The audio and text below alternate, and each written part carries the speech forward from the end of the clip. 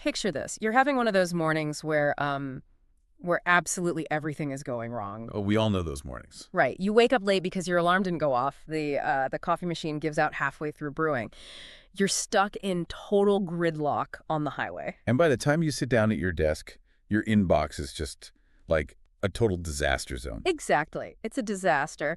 And what is your very first instinct in that scenario? If you're like most people, your instinct is to, brace yourself. Yeah, you just grit your teeth. You grit your teeth, roll up your sleeves, and you try to fix all of those external problems using sheer brute force, right?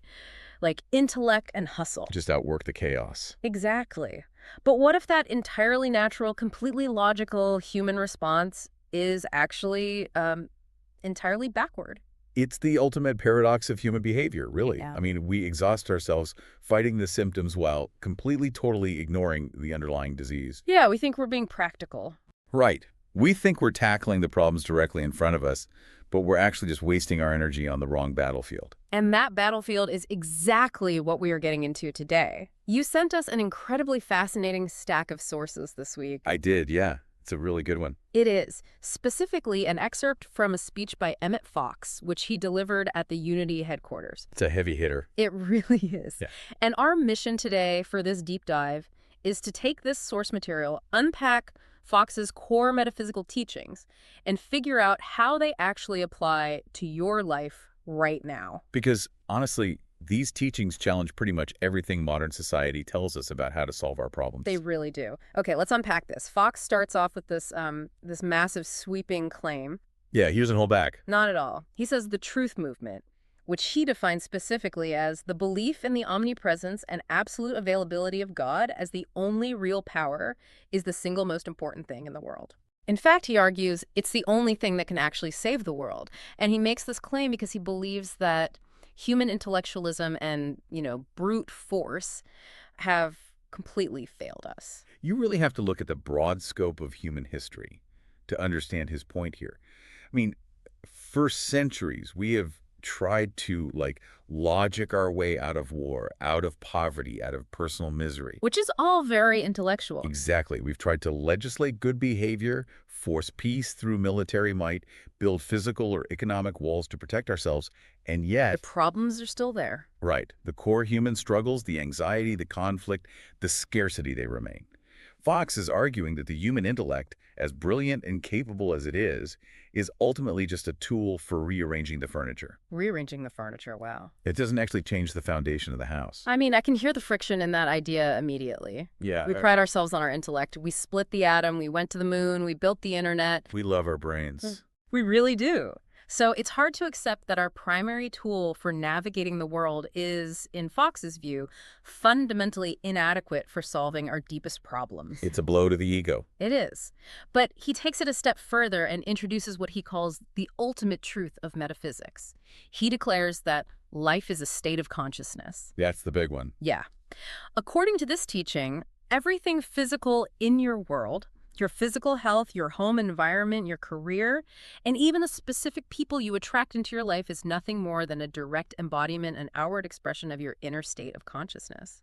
What's fascinating here is how that concept is the hinge upon which his entire philosophy turns. How so? Well, he's basically stating that there is absolutely no separation between the in here and the out there. So the inner and outer are the same? Exactly. The physical world is just a mirror reflecting the internal landscape. But wait, let's pause and really look at that, because that is a remarkably tough pill to swallow. Oh, absolutely. Let's say I have a terribly frustrating day at work, or an annoyingly micromanaging boss, or a house that just feels chaotic.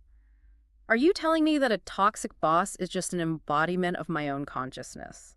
That's exactly what he's saying. My immediate reaction to that is defensiveness. It feels a lot like victim blaming, It is infinitely easier and more comfortable to just say, my boss is a jerk, the economy is terrible, and my circumstances are unfair, and leave it at that. And that defensiveness is the most natural reaction in the world. I mean, we all do it. Right. But what Fox is doing here is aggressively shifting you away from the comfort of victimhood. Because let's be honest about victimhood, it is very comfortable. It's like a warm blanket. It is. If your boss is the problem or the economy is the problem, you don't have to change anything about yourself. You just get to complain and seek sympathy. Which feels good in the moment. Exactly. But by insisting that your outer world is an exact mirror of your inner state, Fox does something radical. He moves the locus of control entirely inward. So he takes away the excuse, but in doing so, he kind of gives back the agency. Precisely. Because if the problem is entirely external, I am completely powerless. But if the problem is a reflection of my consciousness, well, I suddenly have the power to change it. That's it, exactly. He is demanding a non-negotiable shift away from intellectualizing your problems. Instead of analyzing exactly why your boss is a jerk or why the traffic is so bad, you are required to examine your own spiritual awareness. Like, why is this happening to me internally? Right. Why did your consciousness attract, or at the very least allow, this specific dynamic into your experience? He's not suggesting you blame yourself in some toxic, guilt-ridden way. So it's not about beating yourself up. No, not at all. He is asking you to recognize your own creative power in the situation. It's about taking ownership of the broadcast tower, so to speak. And to help us visualize how this works mechanically, Fox provides this brilliant, honestly, instantly memorable visual metaphor. He describes a cowboy who wanders into a movie theater. It's such a great image. A classic, old-school yellow drama is playing on the silver screen. Right, so the cowboy is sitting there watching this movie, and the villain on the screen starts doing something terrible to the hero. As villains do. As they do.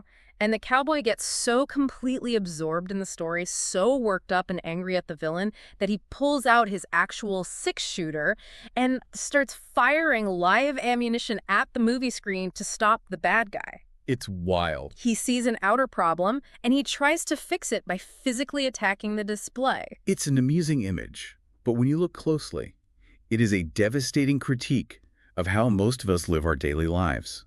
Think about the physics of that moment. Yeah, what actually happens? When you shoot the movie screen, you don't kill the villain. You just ruin a perfectly good piece of fabric. Right, the movie just keeps playing. Exactly. The light from the projector in the back of the theater just shines right through the bullet holes you just made. To change the picture, you cannot attack the screen. You have to go to the source. Yes. You have to walk away from the screen, go all the way up into the projection booth, and physically change the reel inside the projector. You know, it's exactly like screaming at your computer monitor when a piece of software has a bug. Oh, that's a great way to look at it. Right. If you're typing an email and the text is formatting weirdly, you wouldn't take a hammer and smash your monitor. Well, you might want to. You might want to, sure. But the monitor isn't the problem. It's entirely innocent. It is simply displaying the underlying code. The screen is just the output. That is a perfect modern translation of Fox's point. Fighting your external circumstances, arguing with your coworkers, obsessing over your bank balance, stressing about the news, is just shooting at the screen. It's smashing the monitor. Exactly, smashing the monitor. Fox is telling us that the code, or the reel in the projector, is your consciousness. If you want a different outcome in your life, you have to engage in the mechanics of internal replacement. But the mechanics of internal replacement are incredibly difficult. I mean, Fox gets specific about how you change that reel. He does. He says it requires raising your consciousness by consciously letting go of the problem and shifting your focus entirely towards spiritual thoughts, prayer, or scripture. You literally have to stop looking at the villain on the screen. Which is so hard to do. It might be the hardest thing he asks of us.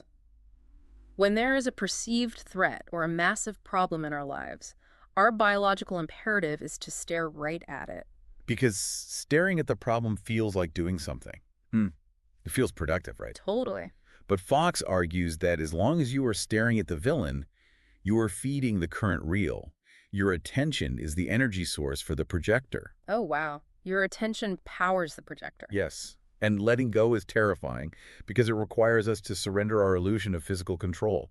We want to wrestle our problems to the ground. We want to use that brute force again. Exactly. True metaphysical work, however, is the rigorous discipline of turning away from the external chaos, no matter how loud it is, and anchoring yourself back in the internal truth. Okay, so if changing the reel is so terrifying and difficult, it makes sense why we usually try to find a workaround. And that naturally leads us to the next massive concept in his speech, the law of attraction. Right, which people often misunderstand. They really do. Fox defines this simply as, like the tracks like. He posits that outer conditions cannot permanently change unless the internal consciousness changes first to match them. The inner has to match the outer. Right. But because we struggle so much with changing our consciousness, we fall back on our default tool, which is willpower. Oh, willpower. It is perhaps the great human illusion. I mean, we worship willpower. We absolutely do. But wait, our entire modern hustle culture is built on willpower. We are taught to grit our teeth and force success. How does Fox's warning challenge the way we view modern ambition? Well, if we connect this to the bigger picture, Fox is very clear on this trap. He says that using sheer willpower to drag things to yourself, whether that's wealth, health, a specific relationship, or career success without having the proper internal substance to support it, only results in a temporary illusion of success. So it's fleeting. It simply cannot last. And he points to a dramatic historical example to prove his point, the financial collapse of 1929. The 1929 crash, he uses that as like macro level proof of unearned prosperity. It's a fascinating application of this theory. He argues that the wealth of the Roaring Twenties disappeared almost overnight because the internal consciousness of the country didn't actually match the external wealth that had been artificially pumped up. Exactly. People forced the market up through speculation and frenzy, but the foundational substance just wasn't there. When you look at the mechanics of willpower through Fox's lens, you realize it is a localized, finite force. Think of willpower as the psychological equivalent of holding a massive beach ball underwater. Oh, I like that visual. Yeah, you can grit your teeth, flex your muscles, and force that ball beneath the surface for a week, a month, maybe even a year if you're incredibly disciplined. But you're going to get tired. Right. It requires constant, exhausting tension. The moment your willpower fatigues, and biological willpower always fatigues, your grip slips, and that ball shoots violently back up to the surface. And smacks you in the face. Usually, yes. The 1929 crash was just millions of people losing their grip on the beach ball all at once. Think about how deeply this challenges the way we live today. We are bombarded with messaging that tells us to grind, to outwork everyone in the room, never sleep. Hustle culture in a nutshell. Yeah. If we view modern ambition through Fox's warning about 1929, it implies that hustle culture is just a recipe for building a very tall, very fragile house of cards. It perfectly differentiates between true inner substance and the fragile illusion of force. If you use pure grit and willpower to accumulate a massive amount of wealth, but your underlying consciousness is still secretly rooted in a fear of poverty, that wealth is incredibly precarious. Because the outer has to reflect the inner. The external world must eventually mirror the internal state. Unearned prosperity, prosperity not backed by the equivalent state of internal consciousness, will inevitably correct itself. The universe will balance the equation and the wealth will vanish. Wow. So forcing the outer world to bend to our desires without doing the internal work is not just exhausting, it's fundamentally doomed to fail. Exactly. We can't use intellect, we can't shoot the screen, and we can't use willpower. We have to change the real. So the ultimate question becomes, how do we actually do it? What is the mechanism for changing our consciousness? And this is where Fox hands us what might be the most practical and simultaneously the most dangerous tool of all. He introduces the literal mechanism of creation. Here's where it gets really interesting. He talks about the Greek word logos, which represents the creative word, and he identifies that creative word in our daily lives as the simple phrase, I am. Yes, I am. He says that whenever you say the words I am, you are quite literally drawing a check on the universe that will eventually be cashed. It is a brilliant, highly accessible analogy. Think of the universe as a massive cosmic bank. Okay, a cosmic bank. And this bank is entirely impartial. The teller at the window does not care if you write a check for something wonderful or if you write a check for something terrible. They're not judging. No moral judgment at all. Their only job is to process the paperwork and release the funds exactly as requested. It's literally like writing a blank check to your own future, but half the time we're accidentally making the check out to the bank of misery without even realizing we have a pen in our hand. We do it constantly. Think about the casual language we use every single day. We walk around saying things like, I am so exhausted, or I am terrible with money, or I am always getting sick. I am just an anxious person. Right. We think we are just venting or describing our current reality. But Fox stresses the immense gravity of those statements. When you associate yourself with negative states by saying, I am sick or I am poor, you are not just describing a situation. We're creating it. According to Fox, it is an active, creative event. You are drawing checks for trouble. You are programming the real in the projector. That is terrifying. It is. Yeah. I am is the ultimate declaration of identity. Whatever condition or noun you attach to those two words becomes the architectural blueprint for your reality. So the solution he offers is to consciously claim divine attributes instead. You have to flip the script and align yourself with heavenly substance by intentionally saying things like, I am divine life, or I am peace, or I am abundance. Yes, you have to deliberately fund your account with the right currency. Even if your physical senses are screaming the opposite. And that is the crux of the difficulty. I mean, if you have the flu, your body is screaming, I am sick. It feels like a lie to say, I am divine life. It feels delusional. It really does. Right. But you have to understand why the universe cashes these checks impartially. It goes back to his very first premise. Life is a state of consciousness. If you consistently attach limitation and illness to your core identity, the universe will dutifully mold your external world, your cells, your circumstances, to match that blueprint. You are the architect, and the universe is simply the contractor building to your specifications. Okay, so we've established that the intellect won't save us. We know we can't shoot the screen to fix the movie. We understand that willpower is a temporary trap, and we realize our I am statements are literal blank checks. We've covered a lot of ground. We have. And this brings us to the final and honestly the most rigorous part of Fox's message. We have to transition from the philosophical power of words to the brutal reality of our daily conduct. This is where the theory is put to the test. This is where the metaphysical rubber meets the road. Because knowing about the power of I am isn't some magic quick fix. You don't just learn the secret and suddenly float through life on a cloud. I wish. Right. Fox is absolutely adamant about radical personal responsibility. He points out that no one else can speak the I am for you. No one can save a soul for another person. It's all on you. Just like you can't hire a personal trainer to do your push-ups for you and expect to get the muscles. Wouldn't that be nice? It would be amazing. But you cannot hire a guru, a therapist, or a pastor to raise your consciousness for you. You are the only one with the key to the projection booth, period. So what does this all mean? Does this mean I can't just look in the mirror at 7 a.m., say, I am wealthy and at peace, and then spend the next 12 hours complaining about traffic and my coworkers? This raises an important question, and it's a direct challenge to a lot of modern wellness culture. We have a tendency today to treat spiritual practices like a multivitamin. Oh, like a quick fix? Yeah, we pop an affirmation in the morning, say a quick, I am wealthy and at peace, and assume we are covered for the rest of the day. We treat it as a task to check off a list. And Fox says that doesn't work. He completely dismantles that myth of passive, localized, positive thinking. If you do your affirmation at 7 a.m. and then complain for 12 hours, your 7 a.m. affirmation becomes a single drop of clean water in a massive, polluted ocean of negativity. That is such a stark visual. Fox's teachings are anchored in difficult, ongoing, relentless practical work. The real inside the projector doesn't pause just because you finished your morning meditation. The camera is always rolling. Always.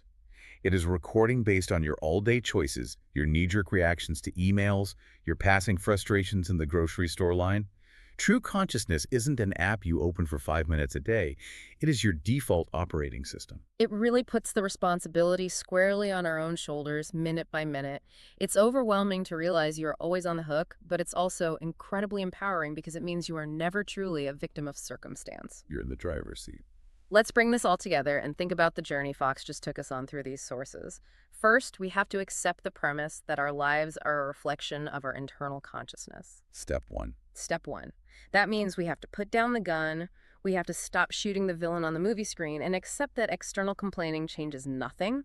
We have to stop trying to force our circumstances to bend to our exhausting, finite willpower. Let go of the beach ball. Let go of the beach ball. And instead, we have to take control of our I am checks through all day, practical, intentional conduct. The projector in your life is running right now, in this exact moment, casting the image of your future. And as you think about that projector running in the background of your life, I want to leave you with one final thought to mull over. Let's hear it. We've established the incredible creative power of your own language, that every I am you speak is a check drawn on the impartial bank of the universe. Right. But consider this. What happens when we silently consume and internally agree with the negative I am statements broadcasted by the culture around us? Oh, wow. Every single day, the news, social media, and our communities insist we are in crisis, the economy is failing, or things are falling apart. When you sit there and quietly nod along in agreement with that external messaging, are you accidentally endorsing and cashing society's bad checks in your own personal life? Are we co-signing cosmic checks we can't afford to pay? That's the question. That is an incredibly powerful question to consider. It really makes you evaluate every single piece of media you consume. Pay close attention to the checks you are writing today, whether you're speaking them aloud to a friend or just nodding along in your own head while scrolling through your phone. Thanks for diving in with us.